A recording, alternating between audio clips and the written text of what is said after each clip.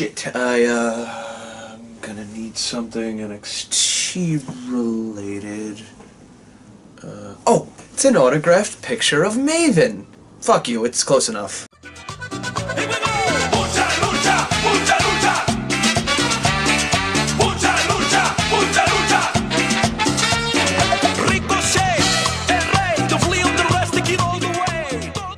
Welcome back to Wrestling Wednesday. That's not gonna cut it. Mania Week Monday. Welcome back to Mania Week Monday. NXT Takeover Dallas is what we're doing today. And, guys, this was a fucking great pay-per-view. You know, never would I have ever imagined that Austin Aries, Samoa Joe, Finn Balor, fucking Asuka, Shinsuke Nakamura, never would I imagine that they would be on this WWE stage, but they are. They're here, and their main event, and oh my god, this is happening. This is actually happening. My nerddom, my inner nerddom is popping. Yeah, this is just NXT. If you don't know, it's the underling of WWE. It's their under company, similar to how FCW was back in the day, and it's basically a breeding ground for them to just have talent come in from different companies and adjust. And boy, is it so much better than the main roster product. I'm showing you my hand. It's Sunday. I'm filming this early, and I haven't watched Mania yet. It's actually, I believe, in 2 or 3 hours. Mainly why we couldn't get JoJo to you, because that just wasn't gonna happen. I have too many episodes to watch and edit and film, and didn't have enough time before Mania started, so that's part of the reason why this is happening. But points aside, this is probably going to be better than Mania. They consistently manage to top each pay-per-view they do. Each takeover is just, it's unparalleled in WWE. At least in WWE. Maybe even pay-per-views in general. They may put on the best pay-per-views right now. It's probably a toss-up between them, PWG, NJPW. I mean, they do way better than WWE is the point.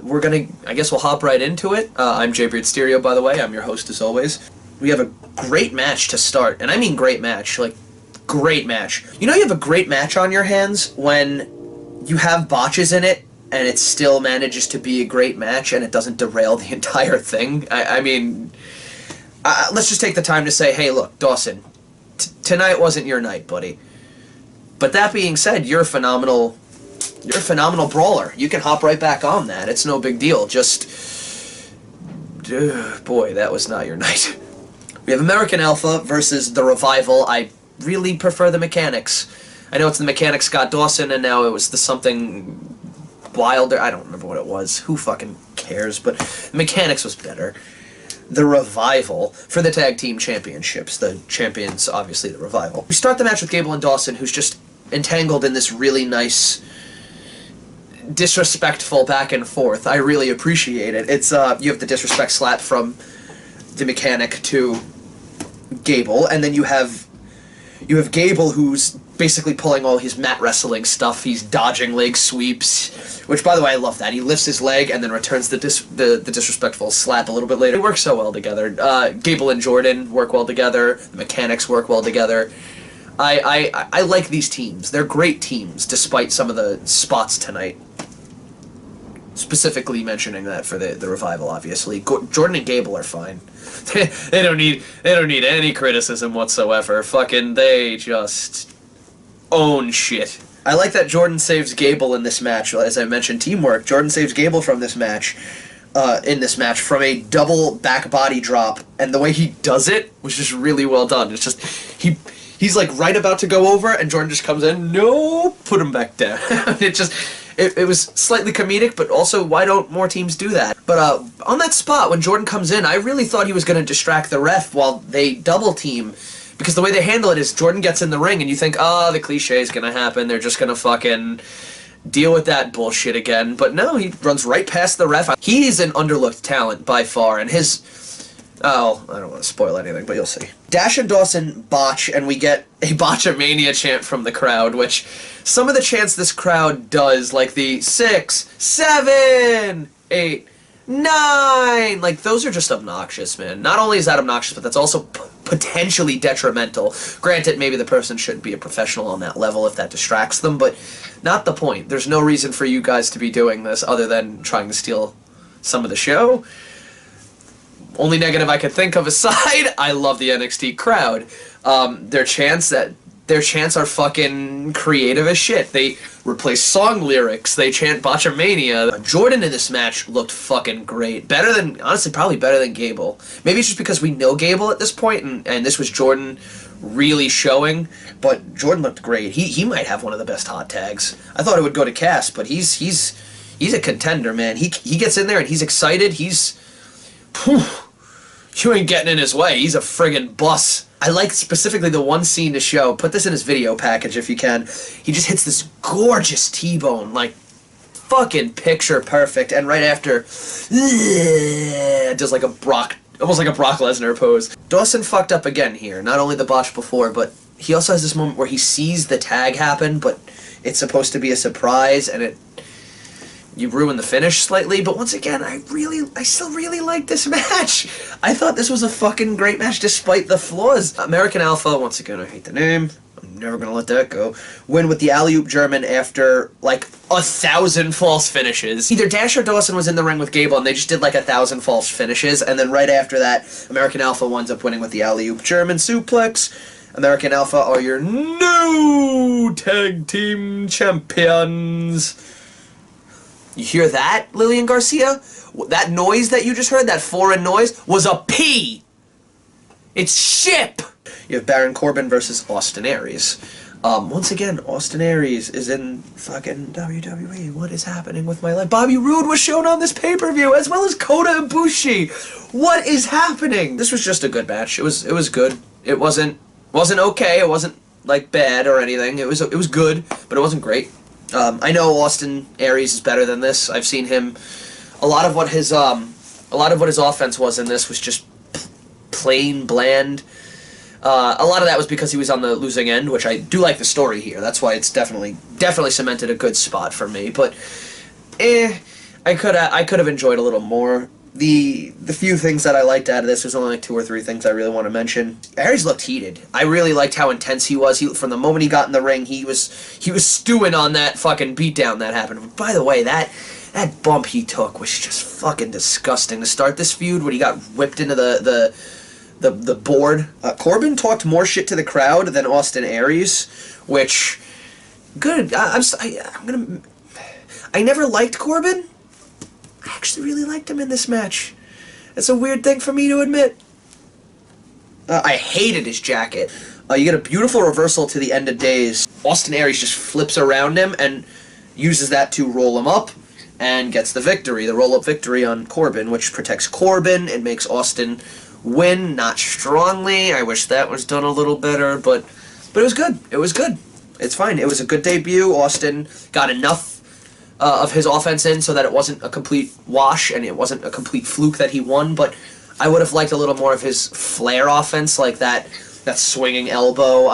You know what I mean? This next match, guys, this is the pay-per-view. I'm not gonna try to hold off for this. It's just, this is a match of the year candidate.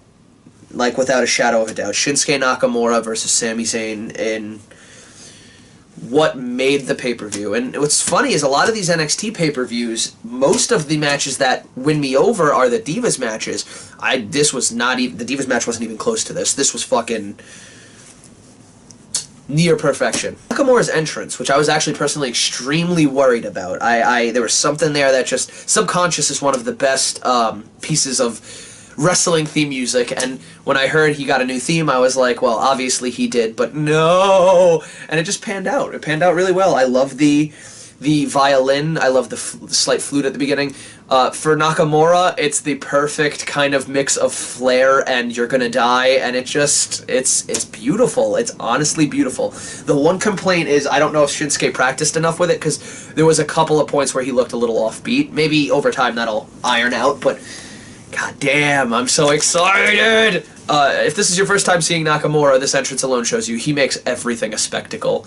This man's home like must be the most fun place to go. It must be a party walking from room to room, because this guy is just fun personified. Nakamura's knee drop to the outside is painful, though I love how he chains it. Basically, Zayn's draped over the, where the ring goes down the apron area. He's draped over that from the inside of the ring out. His head's leaning over the outside. Nakamura just runs up, hits the knee that way, and then gets up on the apron. I'm trying to think of a good way to do it. Then gets up on the apron and hits a double knee drop to the outside, which, yes, it looks painful. It looks really painful. It looks like you killed the person you're doing it to, but it also looks like you're killing the shit out of your knees. I don't want another Daniel Bryan situation here, man. I don't want you to be here for a nice amount of time and then, oh my god, they're friends too. No! But I don't want you to be here and just basically be gone. Stop it. Zayn hits a dangerous driver on Nakamura in this match. I think it isn't Michinoku, and he lands on the, like, right on the top of his, right on the top of the back of his neck, and it's just, you see him grab at it afterwards, and it doesn't look good. It doesn't look good at all. We just, oh boy, I hope that's not an injury. We haven't heard that if it is or isn't. I don't know. Stiff shots between the two, all to the neck. If you know anything about Japanese wrestling, all to the neck. Fucking hit after hit after hit after hit, and this felt very much like a NJPW match, which is interesting to note. But stiff shots between the two, leading to Nakamura's nose being busted open, which is just becoming an NXT indie darling rite of passage, where Kevin Owens, him, if you're talented and you bring this level of gravitas, I'm surprised. If AJ goes down to NXT, somebody better give him a nose guard, because we don't need another one losing his nose. Sammy goes uncharacteristically nasty in this match, though he warned us and it's completely necessary. You see Shinsuke doing these little things like stomping on his toes to get out of things, and these nasty kicks to the head and these stomps, and then the stiff shots, and you just see Zayn fucking land like a straight one, just fucking right to the, oh my god. Zayn just pulled it all out. There was this one point where Nakamura's on the ropes and he's just fucking laying it in, and you just see all the growth Zayn has done from NXT. It's phenomenal storytelling, continual storytelling. Take note WWE. Take note main roster WWE, that is. But just shades of that whole story back with Neville, where you have to be harder. If you want to win, you have to be rougher and more coarse and not as friendly and nice and prone to being tricked. And in this match, it all came back. It all made sense.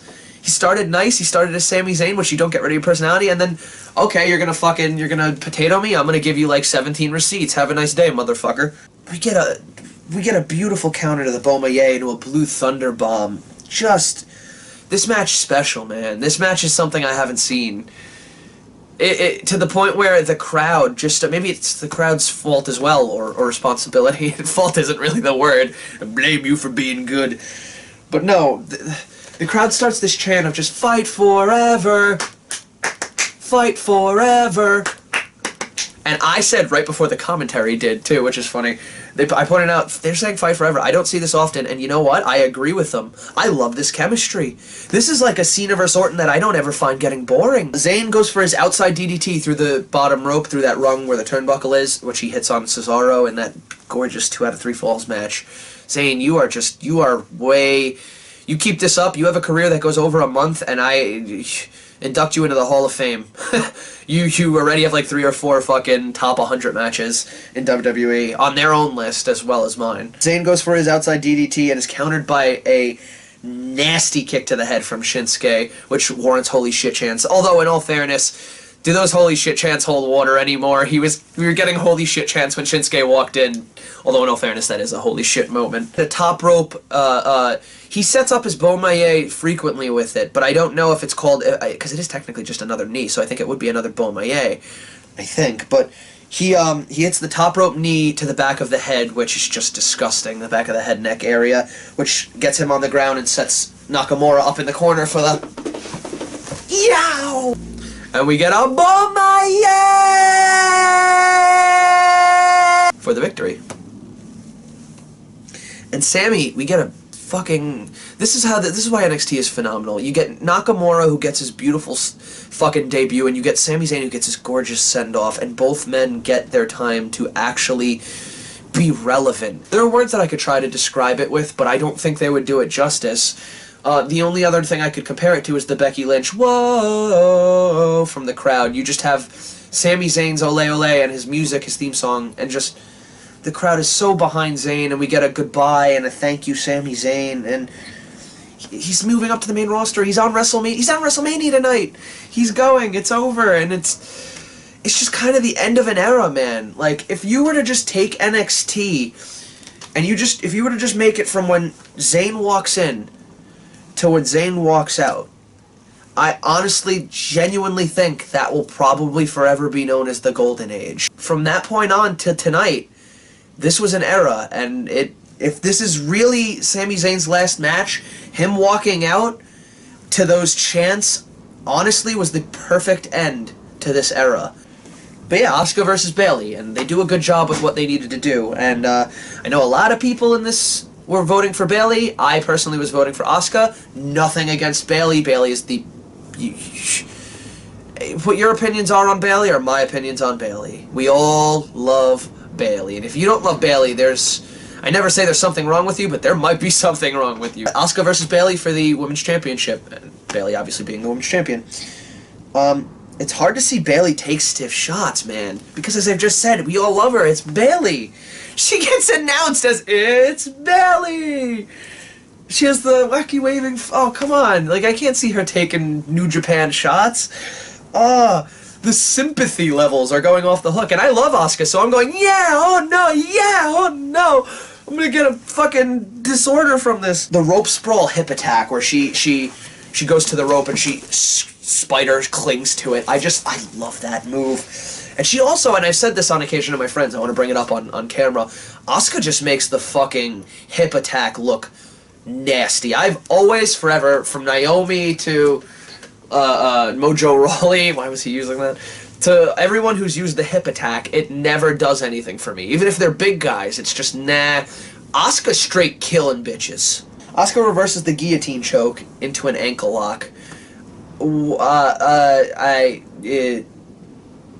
Straight killing bitches.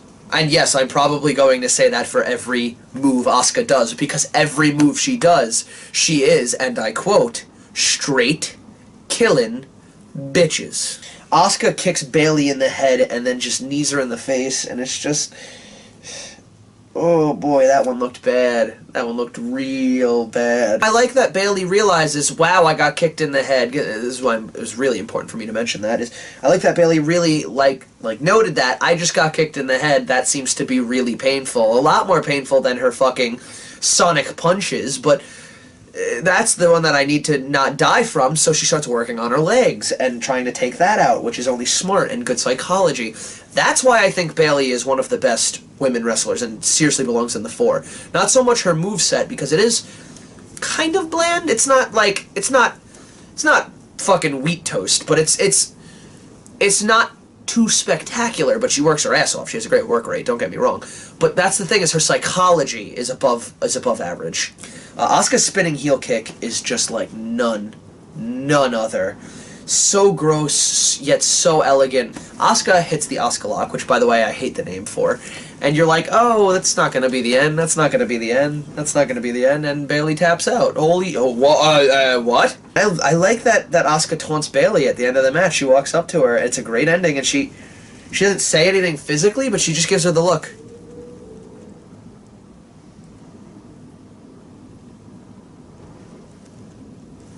And the look says it all. It's just, I'm better than you. We'll move on to the main event for the night, and actually a decent main event, aside from some very severe problems. This was a great match, severely reduced to a good match because of circumstances, because of PG era. Samoa Joe versus Finn Balor being the champion for the NXT Championship. Joe instantly starts bleeding and still catches Balor, who's doing a suicide dive, which the blood looked to potentially be affecting his vision. Good for Joe, man. What a fucking pro. Joe refusing the help looked good, but all the doctors they ruined the match. They really did. And it honestly made Balor look weaker, because Balor spent a lot of time on the floor waiting for this stuff to you know, take effect, and he just took a lot of time waiting, and the Demon didn't look good as much in this match.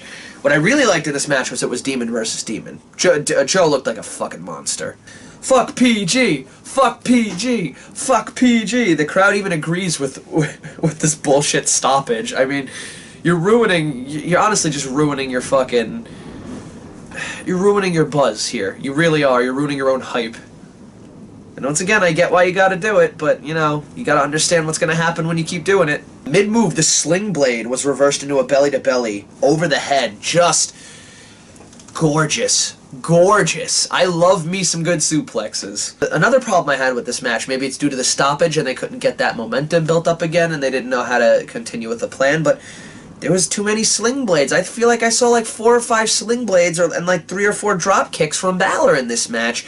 And you got more offense than that. I know you do. I've watched your shit. So come on.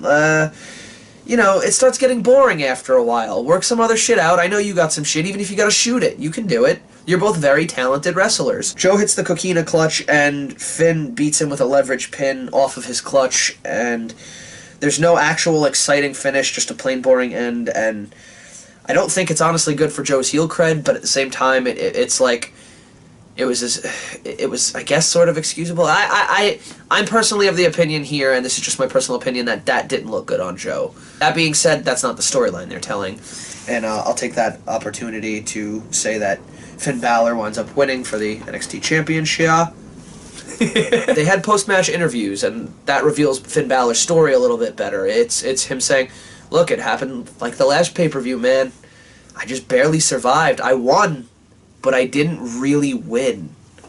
I kind of just survived a challenge. Nakamura gets an amazing backstage interview being Nakamura.